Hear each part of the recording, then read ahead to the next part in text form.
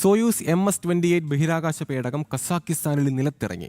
അന്താരാഷ്ട്ര ബഹിരാകാശ നിലയത്തിനുള്ളിൽ 241 ദിവസം കഴിഞ്ഞ ബഹിരാകാശ സഞ്ചാരികളാണ് തിരിച്ചെത്തിയത്. ക്രിസ് വില്യംസ്, റഷ്യൻ ബഹിരാകാശ യാത്രികൻ സെർജി കുഡ്സ് വോർച്ചുകോവ്, സെർജി മിക്കേവ് എന്നിവരാണ് ഭൂമിയിൽ തിരിച്ചെത്തിയത്. സാധാരണഗതിയിൽ കടലിൽ പതിക്കുന്നതിൽ നിന്നും വ്യത്യസ്തമായി പേടകം ഭൂമിയിൽ ലാൻഡ് ചെയ്യുകയായിരുന്നു. വിവരവുമായി ഐസൺ ജോസ് ചേരുന്നുണ്ട്. ഐസൺ, ഈ ഒരു കാര്യത്തിൽ ഏറ്റവും കൗതുകമുള്ളതും ഏറ്റവും ശ്രദ്ധേയമായതും കാര്യം, സാധാരണ ഇത്തരത്തിലുള്ള ബഹിരാകാശ പേടകങ്ങൾ നിലത്തിറങ്ങുന്നത് അത് കടലിൽ പതിക്കുകയാണ് ചെയ്യുന്നത്. പക്ഷേ ഇവിടെ വ്യത്യസ്തമായി കസാക്കിസ്ഥാനിൽ നിലത്തിറങ്ങിയിരിക്കുകയാണ് ചെയ്തിരിക്കുന്നത്. എന്തായാലും സുരക്ഷിതമായി ആ പേടകം ലാൻഡ് ചെയ്തു എന്ന വിവരമാണ് പുറത്തു വരുന്നത്. ഏറ്റവും പുതിയ വിവരങ്ങൾ. തീർച്ചയായും അമൽ, അതുതന്നെയായിരുന്നു ഏറ്റവും പ്രത്യേകതയും വ്യത്യസ്തത നിറഞ്ഞതുമായ ഈ ലാൻഡിങ്ങിൻ്റെ ഒരു നേട്ടം, അല്ലെങ്കിൽ ഒരു വൈദഗ്ധ്യം നിറഞ്ഞ ഒരു നേട്ടം എന്ന് തന്നെ നമുക്ക് മനസ്സിലാക്കാൻ സാധിക്കുന്നുണ്ട്. നേരത്തെ നമ്മൾ സൂചിപ്പിച്ചതുപോലെ തന്നെ, അതായത് ഈ കടലിൽ ഇറങ്ങുന്ന സ്പ്ലാഷ് ഡൗൺ ചെയ്യുന്നു എന്ന് പറയുന്ന ആ സാങ്കേതിക സംജ്ഞയ്ക്ക് പകരം നേരെ അത് കരയിൽ വന്നിറങ്ങുകയായിരുന്നു. നമുക്ക് ദൃശ്യങ്ങളിൽ കാണാൻ സാധിക്കും. അതുപോലെ തന്നെ സാധാരണഗതിയിൽ ബഹിരാകാശ പേടകം ഭൂമിയിലേക്ക് തിരിച്ചെത്തി അന്തരീക്ഷത്തിലേക്ക് പ്രവേശിച്ച് കൃത്യമായി റോക്കറ്റ് പാരഷൂട്ടുകളുടെ സഹായത്തോടെ അത് ഭൂമിയിലേക്ക് വളരെ പതുക്കെ വരികയാണ് ചെയ്യുക. കടലിൽ ഇറങ്ങുകയാണ്, അല്ലെങ്കിൽ വെള്ളത്തിലിറങ്ങുകയാണ് പിന്നീട് ചെയ്യുക.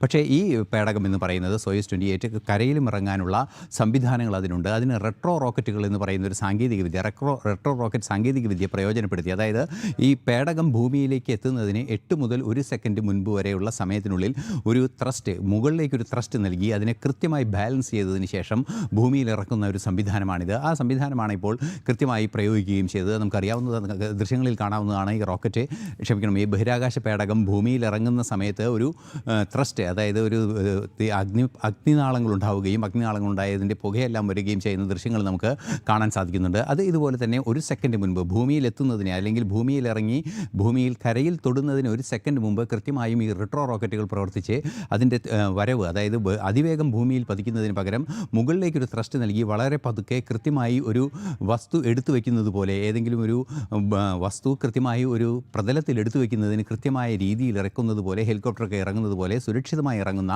ഒരു സംവിധാനമാണ് ഇവിടെ പരീക്ഷിക്കപ്പെടുകയും വിജയിക്കുകയും, അല്ലെങ്കിൽ അത് പ്രായോഗികമാവുകയും ചെയ്തത്. നേരത്തെ അമൽ സൂചിപ്പിച്ചതുപോലെ ക്രിസ് വില്യംസ്, റഷ്യൻ ബഹിരാകാശ യാത്രികരായ സെർജി കുഡ്സെറ്റ്കോവ് ആൻഡ് സെർജി മിക്കേവ് എന്നിവരാണ് ഈ ബഹിരാകാശ യാത്രയിലുണ്ടായിരുന്നത്. 241 ദിവസം ഇവർ ബഹിരാകാശത്ത് കഴിഞ്ഞതിന് ശേഷമാണ് തിരിച്ചെത്തുന്നത്. നവംബർ 27-നാണ് ഇവർ ബഹിരാകാശത്തേക്ക്, അതായത് 2025 നവംബർ 27-നാണ് ഇവർ ബഹിരാകാശത്തേക്ക് യാത്രയായത്.